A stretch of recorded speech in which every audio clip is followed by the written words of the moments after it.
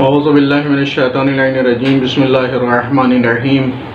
السلام علیکم محترم ناظرین و سامعین، آج پھر ایک نئے موضوع کے ساتھ آپ حضرات کی خدمت میں حاضر ہیں، اور آج کا موضوع ہے شہادت امام محمد تقی علیہ السلام۔ شہادت کے موقع پر ہم تمام ناظرین کی خدمت میں، بالخصوص علماء کرام کی خدمت میں، بالاخص امام زمانہ علیہ السلام کی خدمت میں تسلیت و تعزیت پیش کرتے ہیں۔ امام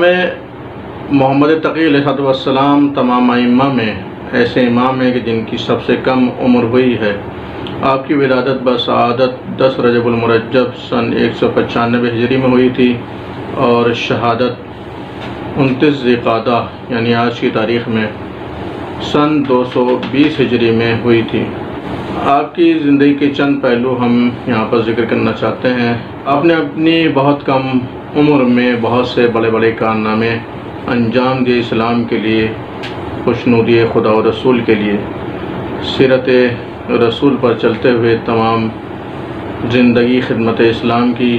اور وقت پڑا تو ہر لحاظ سے اس کی نصرت کی ہے۔ اسی کے ساتھ ساتھ بہت سے مقابلے و مناظرے بھی آپ کے ساتھ ہوئے۔ کم سنی کے عالم میں مناظرہ ہوا، تاریخی مناظرہ، یادگار مناظرہ، وہ ہم آج کی گفتگو میں پیش کرنے کی سعادت حاصل کر رہے ہیں، جو اس عنوان سے ہے کہ حضرت امام محمد تقی علیہ السلام سے علماء اسلام کا مناظرہ اور عباسی حاسدوں کی شکست فاش۔ علماء اسلام کا بیان ہے کہ بنی عباس کو مامون کی طرف سے امام رضا علیہ السلام کو ولی عہد بنایا جانا ہی ناقابل برداشت تھا۔ امام علی رضا علیہ السلام کی شہادت سے ایک حد تک انہیں اطمینان حاصل ہوا تھا، اور انہوں نے مامون سے اپنے حزب دلخواہ اس کے بھائی معتمن کی ولی عہدی کا اعلان بھی کرا دیا، جو بعد میں معتصم باللہ کے نام سے خلیفہ تسلیم کر لیا گیا۔ اس کے علاوہ امام رضا علیہ السلام کی ولی عہدی کے زمانے میں عباسیوں کا مخصوص شعار یہی کالا لباس ترک ہو کر جو سبز لباس کا رواج ہو رہا تھا، اسے منسوخ کر کے پھر سیاہ لباس کی پابندی عائد کر دی گئی، تاکہ بنی عباس کے روایات قدیمہ محفوظ رہیں۔ یہ سب باتیں عباسیوں کو یقین دلا رہی تھیں کہ وہ مامون پر پورا قابو پا چکے ہیں، مگر اب مامون کا یہ ارادہ کہ وہ امام محمد تقی علیہ السلام کو اپنا داماد بنائے، ان لوگوں کے لیے پھر تشویش کا باعث بنا، اور اس حد تک بنا کہ وہ اپنے دلی رجحان کو دل میں نہ رکھ سکے، اور ایک وفد کی شکل میں مامون کے پاس آ کر اپنے جذبات کا اظہار کر دیا۔ انہوں نے صاف صاف کہا کہ امام رضا کے ساتھ جو آپ نے طریقہ اختیار کیا وہی ہم کو ناپسند تھا، مگر خیر وہ کم از کم اپنے اور اوصاف و کمالات کے لحاظ سے قابل عزت سمجھے بھی جا سکتے تھے، مگر کہ محمد تو ابھی بالکل کم سن ہیں۔ ایک بچے کو بڑے بڑے علماء اور معززین پر ترجیح دینا اور اس قدر اس کی عزت کرنا ہرگز خلیفہ کے لیے زیبا نہیں ہے۔ پھر ام حبیبہ کا نکاح جو امام رضا علیہ السلام کے ساتھ کیا گیا تھا، اور اس سے ہم کو کیا فائدہ پہنچا جو اب ام الفضل کا نکاح محمد بن علی کے ساتھ کیا جا رہا ہے۔ مامون نے تمام تقریر کا یہ جواب دیا کہ محمد کم سن ضرور ہیں، مگر میں نے خوب اندازہ کر لیا ہے کہ اوصاف و کمالات میں وہ اپنے باپ کے پورے جانشین ہیں، اور عالم اسلام کے بڑے بڑے علماء جن کا تم حوالہ دے رہے ہو وہ علم میں ان کا مقابلہ نہیں کر سکتے۔ اگر تم چاہو تو امتحان لے کر دیکھ لو، پھر تمہیں بھی میرے فیصلے سے متفق ہونا پڑے گا۔ یہ صرف منصفانہ جواب ہی نہیں بلکہ ایک طرح کا چیلنج تھا، جس پر مجبوراً ان لوگوں کو مناظرے کی دعوت منظور کرنا پڑی۔ حالانکہ خود مامون تمام سلاطین بنی عباس میں یہ خصوصیت رکھتا ہے کہ مورخین اس کے لیے یہ الفاظ لکھ دیتے ہیں کان یعد من کبار الفقہاء، یعنی اس کا شمار بڑے بڑے فقیہوں میں ہے، اس لیے اس کا فیصلہ خود کچھ کم وقت نہ رکھتا تھا، مگر ان لوگوں نے اس پر اکتفا نہیں کی بلکہ بغداد کے سب سے بڑے عالم یحییٰ بن اقسم کو امام محمد تقی علیہ السلام سے بحث کے لیے منتخب کیا۔ مامون نے ایک عظیم الشان جلسہ اس مناظرے کے لیے منعقد کیا اور عام اعلان کرا دیا۔ ہر شخص اس عجیب و بظاہر غیر متوازن مقابلے کے دیکھنے کا مشتاق ہو گیا، جس میں ایک طرف ایک 9 برس کا بچہ تھا اور دوسری طرف ایک آزمودہ کار اور شہرۂ آفاق قاضی القضات یعنی چیف جسٹس تھا۔ اسی کا نتیجہ تھا کہ ہر طرف سے خلائق کا ہجوم ہو گیا۔ مورخین کا بیان ہے کہ ارکان دولت اور معززین کے علاوہ اس جلسے میں 900 کرسیاں فقط علماء و فضلاء کے لیے مخصوص تھیں، اور اس میں کوئی تعجب بھی نہیں، اس لیے کہ یہ زمانہ عباسی سلطنت کے شباب اور بالخصوص علمی ترقی کے اعتبار سے زرعی دور کا تھا، اور بغداد دارالسلطنت تھا جہاں تمام اطراف سے مختلف علوم و فنون کے ماہرین کھینچ کر جمع ہو گئے تھے۔ اس اعتبار سے تعداد کسی مبالغہ پر مبنی معلوم نہیں ہوتی۔ مامون نے حضرت امام محمد تقی علیہ السلام کے لیے اپنے پہلو میں مسند بچھوائی تھی، اور حضرت کے سامنے یحییٰ بن اقسم کے لیے بیٹھنے کی جگہ تھی۔ ہر طرف کامل سناٹا تھا، مجمع ہمتن چشم و گوش بنا ہوا گفتگو شروع ہونے کے وقت کا منتظر ہی تھا کہ اس خاموشی کو یحییٰ کے اس سوال نے توڑ دیا جو اس نے مامون کی طرف مخاطب ہو کر کیا تھا۔ حضور، کیا مجھے اجازت ہے کہ میں ابو جعفر سے کوئی مسئلہ دریافت کروں؟ مامون نے کہا، تم کو خود انہی سے اجازت طلب کرنا چاہیے۔ یہ سن کر یحییٰ امام علیہ السلام کی طرف متوجہ ہوا اور کہا کہ آپ اجازت دیتے ہیں کہ میں آپ سے کچھ دریافت کروں؟ حضرت نے فرمایا، اے یحییٰ، تم جو پوچھنا چاہو پوچھ سکتے ہو۔ یحییٰ نے کہا، یہ فرمائیے کہ حالت احرام میں اگر کوئی شخص شکار کرے تو اس کا کیا حکم ہے؟ اس سوال سے اندازہ ہوتا ہے کہ یحییٰ حضرت امام محمد تقی علیہ السلام کی علمی بلندی سے بالکل واقف نہ تھا۔ وہ اپنے غرور، علم اور جہالت سے سمجھتا تھا کہ کمسن صاحبزادے تو ہیں ہی،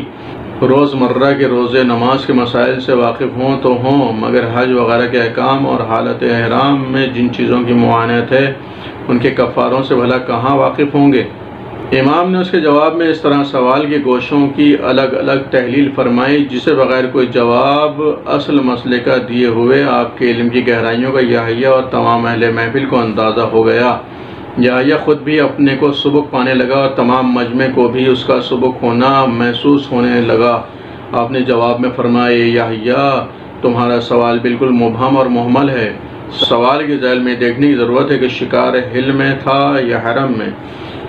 شکار کرنے والا مسئلے سے واقف تھا یا ناواقف، اس نے عمدن اس جانور کو مار ڈالا یا دھوکے سے قتل ہو گیا،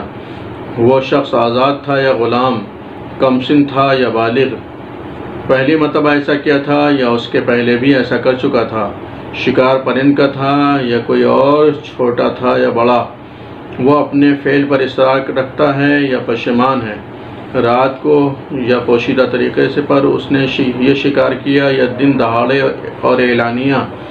احرام عمرے کا تھا یا حج کا۔ جب تک کہ تمام تفصیلات نہ بتائی جائیں اس مسئلے کا کوئی معین حکم نہیں بتایا جا سکتا۔ یحییٰ کتنا ہی ناقص کیوں نہ ہوتا، بہرحال فقہی مسائل پر کچھ نہ کچھ اس کی نظر تھی۔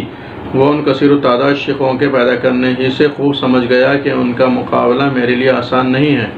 اس کے چہرے پر ایسی شکستگی کے آثار پیدا ہوئے جن کا تمام دیکھنے والوں نے اندازہ کر لیا۔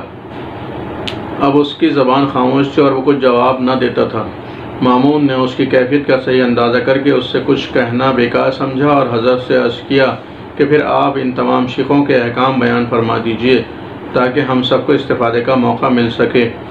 امام علیہ السلام نے تفصیل کے ساتھ تمام صورتوں کے جداگانہ جو احکام تھے بیان فرما دیے۔ آپ نے فرمایا کہ اگر احرام باندھنے کے بعد ہل میں شکار کرے اور وہ شکار پرندہ ہو اور بڑا بھی ہو تو اس کا کفارہ ایک بکری ہے، اور اگر ایسا شکار حرم میں کیا ہے تو 2 بکریاں ہیں، اور اگر کسی چھوٹے پرندے کو ہل میں شکار کیا تو دمبے کا ایک بچہ جو اپنی ماں کا دودھ چھوڑ چکا ہو کفارہ دے گا، اور اگر حرم میں شکار کیا ہو تو اس پرندے کی قیمت اور ایک دمبا کفارہ دے گا، اور اگر وہ شکار چوپایا ہو تو اس کی کئی قسمیں ہیں، اگر وہ وحشی گدھا ہے تو 1 گائے، اور اگر شتر مرغ ہے تو 1 اونٹ، اور اگر ہرن ہے تو 1 بکری کفارہ دے گا۔ یہ کفارہ تو جب ہے کہ ہل میں شکار کیا ہو، لیکن اگر حرم میں کیے ہوں تو یہی کفارے دگنے دینے ہوں گے، اور ان جانوروں کو جنہیں کفارے میں دے گا اگر احرام عمرے کا تھا تو خانہ کعبہ تک پہنچائے گا اور مکے میں قربانی کرے گا، اور اگر احرام حج کا تھا تو مینا میں قربانی کرے گا، اور ان کفاروں میں عالم و جاہل دونوں برابر ہیں، اور ارادے سے شکار کرنے میں کفارہ دینے کے علاوہ گناہگار بھی ہوگا، ہاں بھولے سے شکار کرنے میں گناہ نہیں ہے،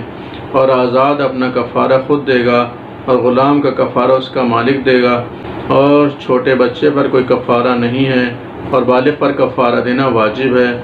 اور جو شخص اپنے اس فعل پر نادم ہو آخرت کے عذاب سے بچ جائے گا، لیکن اگر اس فعل پر اصرار کرے گا تو آخرت میں بھی اس پر عذاب ہوگا۔ یہ تفصیلات سن کر یہ ہکا بکا رہ گیا، اور سارے مجمع سے احسن احسن کی آواز بلند ہونے لگی۔ مامون کو بھی قد تھی کہ وہ یحییٰ کی رسوائی کو انتہائی درجے تک پہنچا دے۔ اس نے امام سے عرض کی کہ اگر مناسب معلوم ہو تو آپ بھی یحییٰ سے کوئی سوال فرمائیں۔ حضرت نے اخلاقاً یحییٰ سے دریافت فرمایا کہ کیا میں بھی تم سے کچھ پوچھ سکتا ہوں؟ یحییٰ اب اپنے متعلق کسی دھوکے میں مبتلا نہ تھا۔ اس نے کہا کہ حضور دریافت فرمائیں، اگر مجھے معلوم ہوگا تو عرض کروں گا، ورنہ خود ہی حضور سے معلوم کر لوں گا۔ حضرت نے سوال کیا، اس شخص کے بارے میں کیا کہتے ہو جس نے اب صبح کو ایک عورت کی طرف نظر کی تو وہ اس پر حرام تھی، دن چڑھے حلال ہو گئی، پھر ظہر کے وقت حرام ہو گئی، عصر کے وقت پھر حلال ہو گئی، غروب آفتاب پر پھر حرام ہو گئی، عشاء کے وقت پھر حلال ہو گئی، آدھی رات کو حرام ہو گئی، صبح کے وقت پھر حلال ہو گئی۔ بتاؤ ایک ہی دن میں اتنی دفعہ وہ عورت اس شخص پر کس طرح حرام و حلال ہوتی رہی؟ امام علیہ السلام کی زبان معجز بیان سے سوال کو سن کر قاضی القضات یحییٰ بن اقسم مبہوت ہو گیا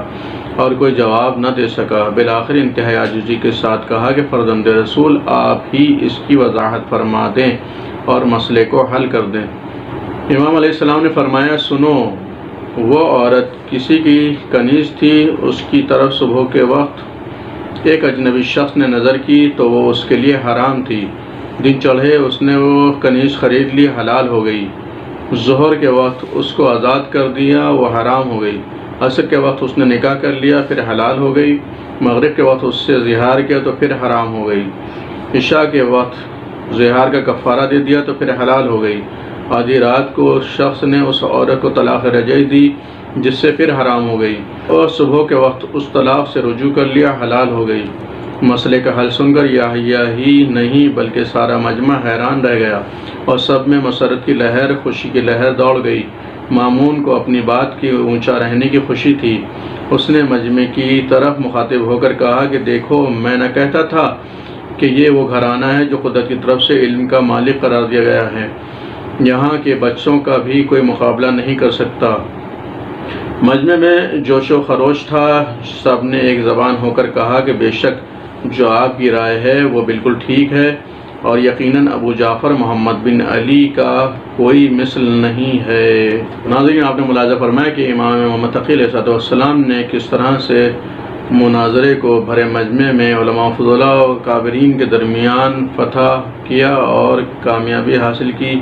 کہ دشمن ہکا بکا رہ گیا اور امام کامیاب ہوئے، دشمن کی شکست فاش ہوئی۔ امام کی شہادت کا موقع ہے، لیکن افسوس کہ مدینہ رسول سے فرزند رسول کو طلب کرنے کی غرض چونکہ نیک نیتی پر مبنی نہ تھی، اس لیے عظیم شرف کے باوجود آپ حکومت وقت کی کسی رعایت کے قابل نہیں متصور ہوئے۔ متعصم نے بغداد بلوا کر آپ کو قید کر دیا۔ علامہ ارولی لکھتے ہیں کہ چون معتصم بخلافت و نشست حضرت را از مدینہ طیبہ بدار الخلافہ بغداد آورده حبس فرموده۔ 1 سال تک آپ نے قید کی سختیاں صرف اس جرم میں برداشت کی کہ آپ کمالات امامت کے حامل کیوں ہیں اور آپ کو خدا نے شرف کیوں عطا فرمایا ہے۔ بعض علماء کا کہنا ہے کہ آپ پر اس قدر سختیاں تھیں اور اتنی کڑی نگرانی اور نظر بندی تھی کہ آپ اکثر اپنی زندگی سے بیزار ہو جاتے تھے۔ بہرحال وہ وقت آ گیا کہ آپ صرف 25 سال 3 ماہ 12 یوم کی عمر میں قید خانے کے اندر آخر ذی قعدہ 29 ذی قعدہ 220 ہجری یوم سے شنبہ معتصم کے زہر سے شہید ہو گئے۔ آپ کی شہادت کے متعلق مولانا مبین کہتے ہیں کہ معتصم عباسی نے آپ کو زہر سے شہید کیا۔ ابن حجر مکی لکھتے ہیں کہ آپ کو امام رضا علیہ السلام کی طرح زہر سے شہید کیا گیا۔ علامہ حسین وائس کاشفی لکھتے ہیں کہ بیان پہ زہر شہید شد کہتے ہیں کہ آپ زہر سے شہید ہوئے۔ علامہ نعمت اللہ جزائری لکھتے ہیں کہ مات مسموما قد سم المعتصم، آپ زہر سے شہید ہوئے ہیں اور یقیناً معتصم نے آپ کو زہر دیا ہے۔ یہی کچھ علامہ تبریسی نے بھی تحریر فرمایا ہے۔ مطلب یہ ہوا کہ امام رشید نے امام تقی علیہ السلام کے والد ماجد امام رضا علیہ السلام اور اس کی بیٹی نے امام محمد تقی علیہ السلام کو بقول امام شبلنجی شہید کر کے اپنے وطیرہ مستمرہ اور اصول خاندانی کو فروغ بخشا ہے۔ مختصر یہ کہ شہادت کے بعد حضرت امام علی نقی علیہ السلام نے آپ کی تجہیز تکفین میں شرکت کی اور نماز جنازہ پڑھائی، اور اس کے بعد آپ مقابر قریش میں اپنے جد نامدار حضرت امام موسیٰ کاظم السلام کے پہلو میں دفن کیے گئے ہیں۔ چونکہ آپ کے دادا کا لقب کاظم اور آپ کا لقب جواد بھی تھا، اس لیے اس شہر کو آپ کی شرکت سے کاظمین اور وہاں کے اسٹیشن کو آپ کے دادا کی شرکت کی رعایت سے جوادین کہا جاتا ہے۔ افسوس کا مقام ہے کہ جو آپ کی شریک حیات ہوتی تو ام الفضل، اسی کے ذریعے سے آپ کو زہر دلایا معتصم ملون نے، اور جس کے نتیجے میں آپ کی شہادت واقع ہوئی اور آپ کو کاظمین میں سپرد لحد کر دیا گیا، جہاں آپ کا عالی شان روضہ آج بھی قائم و دائم ہے اور زائرین برابر وہاں زیارت کے لیے جاتے ہیں اور مرادیں حاصل کرتے ہیں۔ وآخر دعوانا ان الحمد للہ رب العالمین۔